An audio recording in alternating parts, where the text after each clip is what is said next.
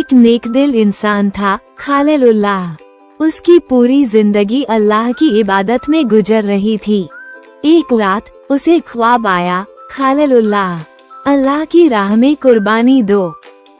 सुबह हुई और बिना किसी सवाल के उसने 100 ऊँटों की कुर्बानी दे दी।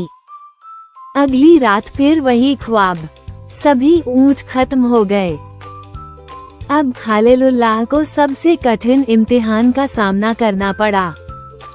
शैतान दौड़ता है और खालिलुल्लाह की बीवी से कहता है, तुम्हारा शौहर तुम्हारे बेटे को मारने ले जा रहा है।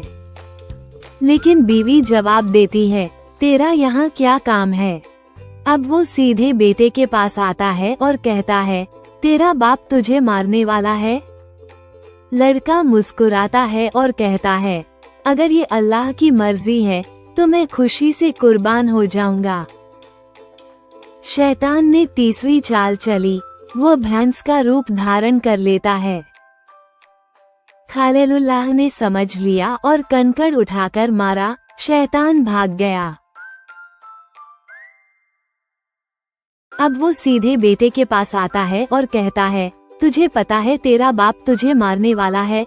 लड़का मुस्कुराता है और कहता है, अगर ये अल्लाह की मर्जी है तो मैं खुशी से कुर्बान हो जाऊंगा।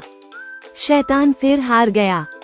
अब शैतान ने तीसरी चाल चली, एक भैंस का रूप लेकर वो रास्ता रोकता है। खालिलुल्लाह समझ जाते हैं, अब आया सबसे बड़ा इम्तिहान का पल। खालिलुल्लाह बेटे को बताते हैं कि उन्हें अल्लाह की राह में उसे कुर्बान करना है। बेटा कहता है, अब्बा जान, ये जान तो अल्लाह की दी हुई है, मैं खुशी से कुर्बान हो जाऊंगा, बस मेरी एक इल्तिजा है। फिर क्या हुआ? खालिलुल्लाह ने बेटे को बांधा, आंखें नम थीं, पर दिल मजबूत।